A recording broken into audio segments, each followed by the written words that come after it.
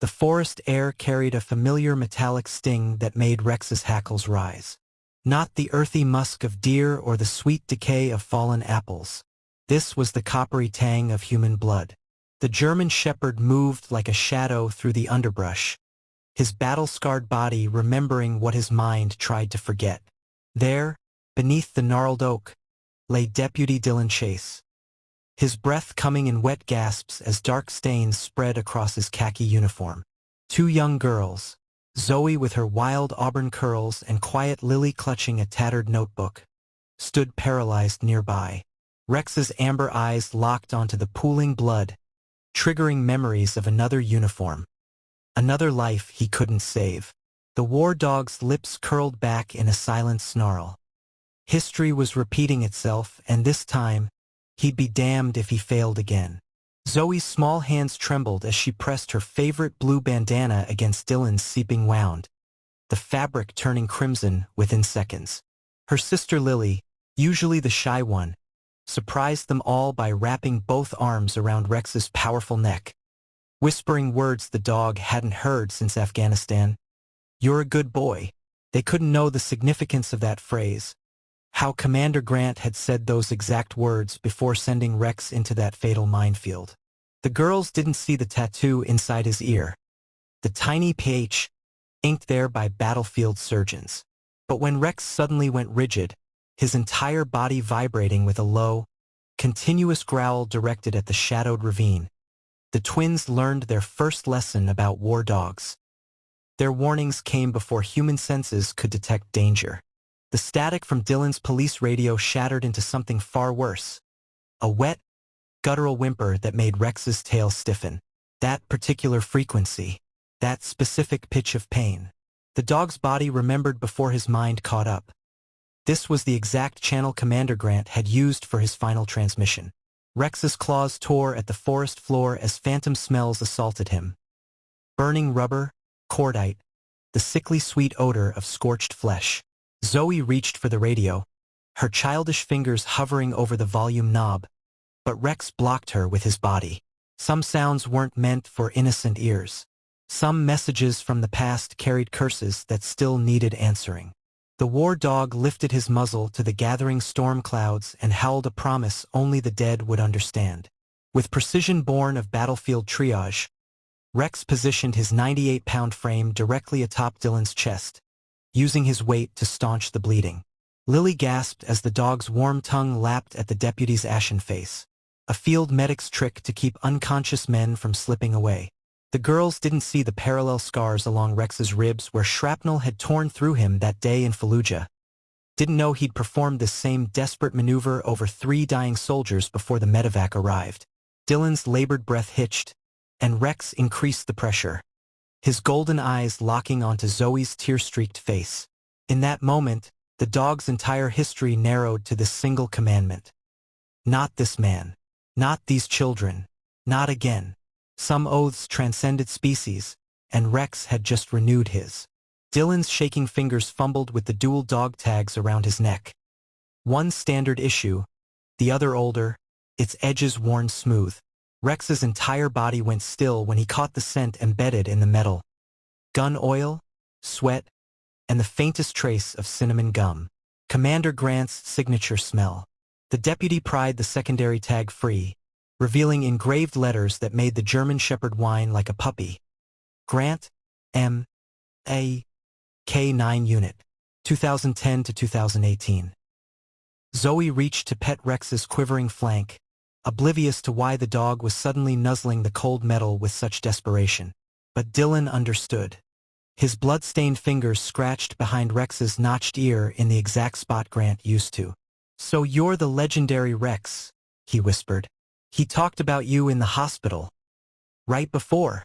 The deputy's voice broke, and in that fracture of human speech, the war dog found his new mission. Rain began pelting the forest canopy, each drop hitting Rex's fur like shrapnel from the past. Flashbacks came in jagged fragments. The deafening boom, the searing heat, Commander Grant's final shouted command, "RX, sit, stay," cut off mid-word. The dog's whimpers blended with the storm until Dylan's radio suddenly crackled to life. 3 words sliced through the static like a knife. Wolfpack is moving. Rex's head snapped up. That name. That monster. Zoe saw the change instantly. How her gentle protector transformed before her eyes. Muscles coiled like springs. Lips peeled back from gleaming canines. The war dog they'd adopted from the shelter had just remembered he was a weapon, and the battlefield had found him again.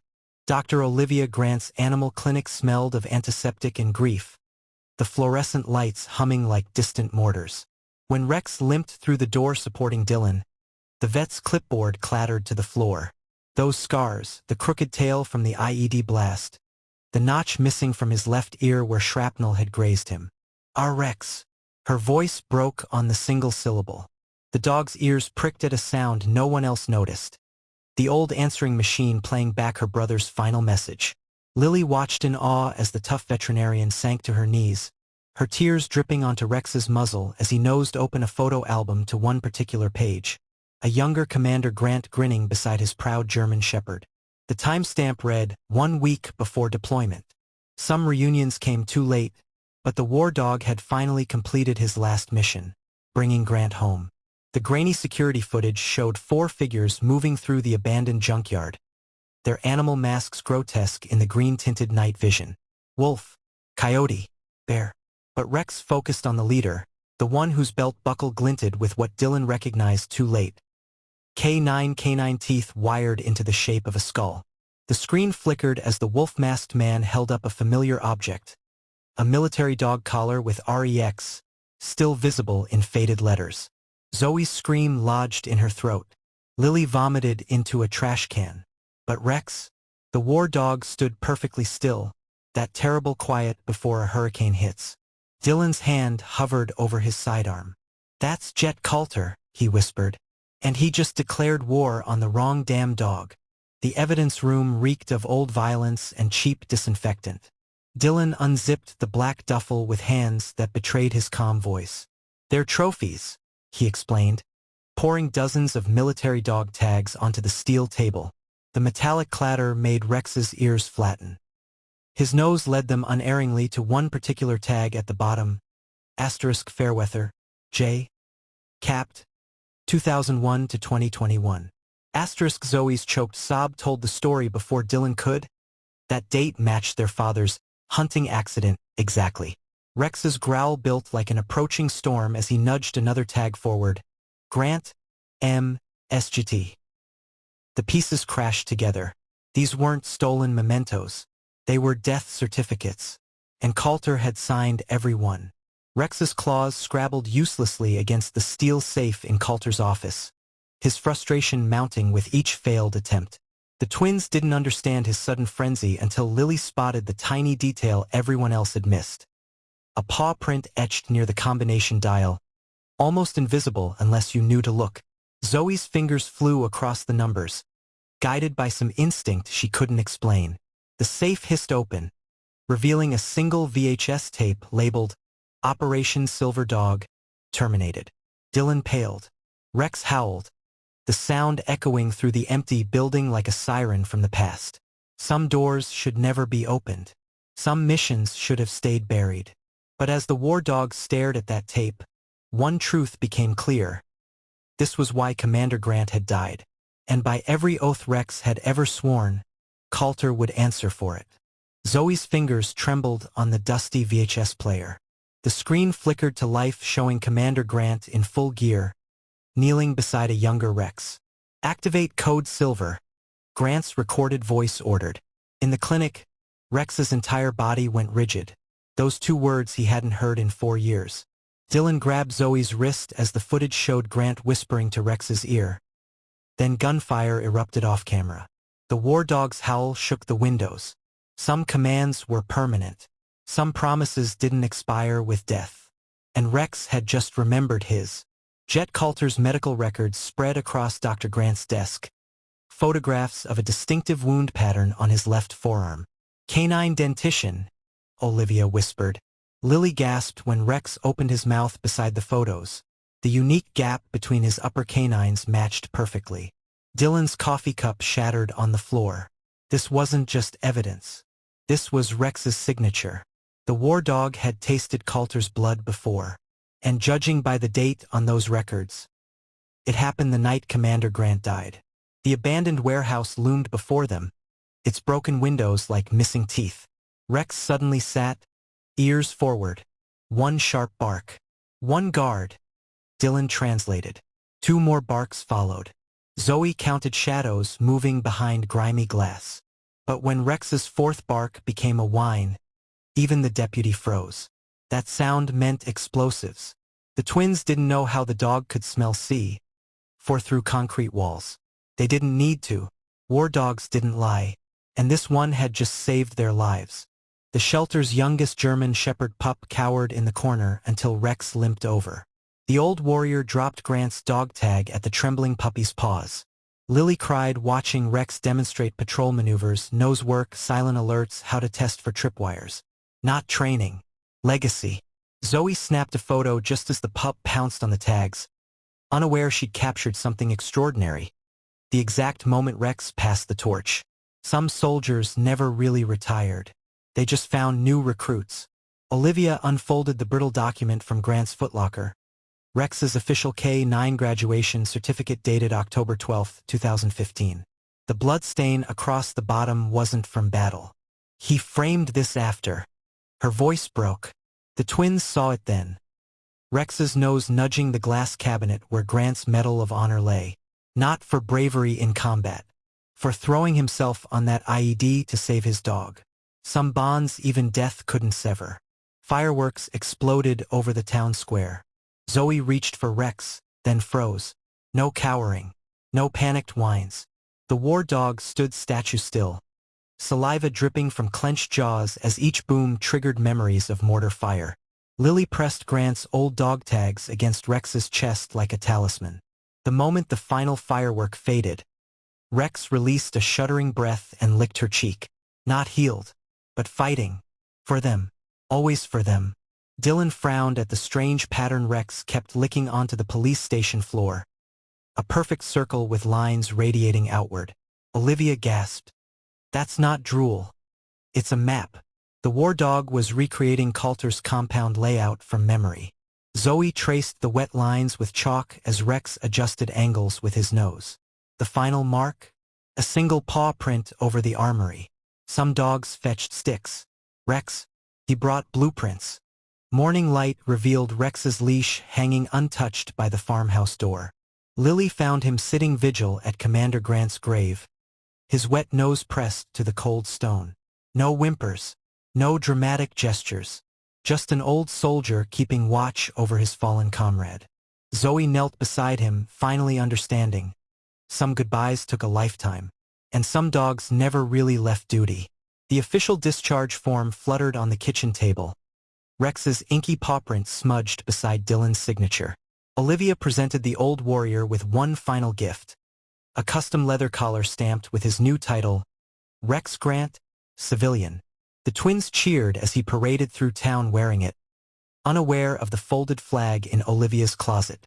Or that Rex still woke at 3:17 a.m., the exact time Commander Grant died, to patrol the house. Old soldiers. Old habits. The memorial plaque gleamed under autumn sun. Rex Grant. K-9 hero. Beloved friend. Lily placed his favorite tennis ball beneath the engraved words.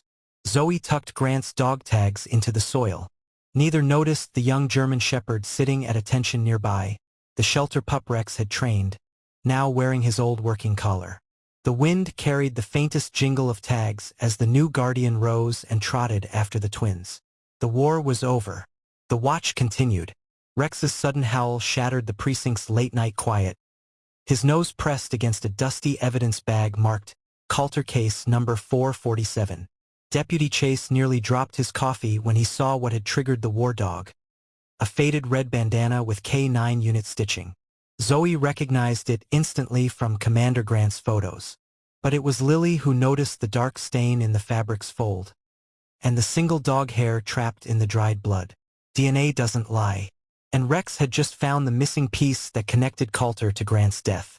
Dr. Grant spread the autopsy documents across her kitchen table, Rex's wet nose leaving trails across the paperwork as he sniffed each page. He stopped dead at photo number 12, close-up of a wound on Coulter's thigh.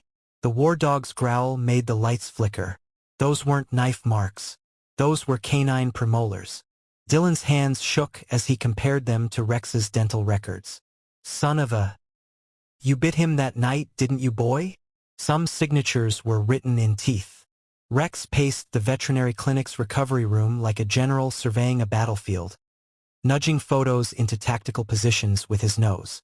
Olivia watched in awe as the war dog arranged crime scene images in chronological order. Each push of his paw revealing patterns even the detectives had missed. The final piece? A torn wolf mask placed deliberately over Coulter's mugshot. Message received. This wasn't just investigation. This was a predator preparing his counterstrike. Zoe discovered the envelope tucked beneath Rex's bed, the one he'd been guarding for weeks. Commander Grant's handwriting filled the page. If you're reading this, I didn't make it home, but Rex will.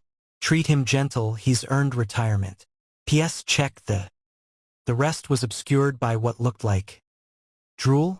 Rex whined and pawed at the backside. Under UV light, hidden coordinates glowed Coulter's compound location, written in a dog's saliva. Some messages were meant for canine couriers only. Lily gasped when Rex dragged in a mud-caked K9 harness from the woods. Not his. The nameplate read Coda, Unit 7. Olivia's face drained of color. Coda was Grant's backup dog, missing since the ambush. Rex's whines led them to a shallow grave beneath the pines. The war dog lay down beside it, resting his head on the freshly turned earth. Some burials came years late. Some goodbyes needed no words. Coulter's silver police badge gleamed in Rex's jaws, deep tooth marks distorting the embossed eagle. The twins watched in stunned silence as the war dog deposited it at Dylan's boots, just like he'd been trained to retrieve contraband. The deputy turned it over, revealing the scratched-out serial number and a tiny bloodstain in the crevice. Rex's message was clear. This wasn't just evidence. This was a confession. Zoe woke to find Rex's side of the bed empty. Again.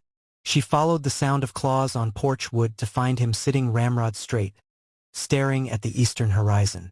The digital clock inside read 3:16, then 3:17. As the minutes changed, Rex released a shuddering sigh and laid down. Only then did Zoe remember Commander Grant's time of death. Some vigils lasted a lifetime. Some dogs never stopped standing watch. The whole town came to see Rex retire. The ceremony, the shiny new collar, the juicy steak. But when Lily woke at midnight, she found the war dog's bed empty. Flashlight beams revealed the truth. Rex standing sentry at the twins' window, ears pivoting at every night sound. The official paperwork might say civilian. The scars said soldier. And soldiers never truly clock out. Fog clung to the cemetery as Rex limped down the familiar row of headstones. He paused at each K9 marker, sniffing the cold granite before moving on. At Grant's grave, he circled 3 times, his old premission ritual, then laid down with a finality that made Olivia's breath catch. The vet didn't need stethoscope to know. Some patrols ended where they began. Some soldiers only surrendered when the job was done. The shelter's youngest German shepherd, now named Major, pawed at Rex's old duty vest hanging in the barn. Zoe fastened it around his chest, the Velcro loud in the quiet dawn. Lily placed Grant's dog tags around his neck. Neither girl noticed how perfectly he mirrored Rex's stance when the distant train whistle blew, or how his first alert was to Coulter's mugshot on the evening news. The war dog was gone. The watch continued. Rex's claws scraped against the rusted ammunition box buried beneath 3 inches of forest loam. The twins wouldn't have noticed the slight mound of disturbed earth, but the war dog's nose never forgot the scent of gun oil and fear sweat. Inside lay Commander Grant's field notebook, its pages stiff with old blood and rain damage. Zoe's flashlight revealed the final entry. Coulter's running guns through the old mill, taking Rex in at dawn. If this book is found, give my dog a steak. The date matched Grant's death certificate. Some last words waited years to be read. The spring floods exposed what winter had hidden. A tactical vest snagged on riverbank roots. not military issue, not police. Rex's teeth closed gently around the familiar wolf head patch as Dylan radioed for backup. The twins didn't understand why the war dog refused to release it until Lily turned the fabric over. There, stitched in clumsy red thread, were the words Rex Hunter, a trophy taken from Grant's body. Some sins floated to the surface when least expected. Rex startled everyone by dragging his food bowl to the living room and arranging 12 kibble pieces in precise formation. Dylan nearly choked when he recognized the pattern, identical to the security camera footage of Coulter's compound. The war dog nudged the 13th piece to a secluded spot beneath the coffee table. The armory. Zoe's tears fell on Rex's graying muzzle as she finally understood. Even dying, he was still briefing his team. Some soldiers never stopped serving. The scanner shouldn't have detected anything. Rex's microchip had been deactivated years ago. Yet when Dr. Grant passed the wand over his shoulder scar, the machine shrieked, revealing coordinates burned into the subcutaneous chip. Lily's GPS app showed a remote cabin 27 miles northeast. The same cabin where Coulter's phone last pinged. The twins stared at their aging protector. Commander Grant had implanted one final mission, and Rex had carried it in his flesh all these years. Major whined when Rex headbutted him into position before the full-length mirror. With deliberate slowness, the old war dog used his teeth to transfer Grant's tags to the young shepherd's new collar. Lily caught the moment on camera, the exact second Major's posture changed, shoulders squaring like he'd grown invisible armor. Outside, a thunderclap rattled the windows. Or maybe it was the sound of one guardian passing the watch.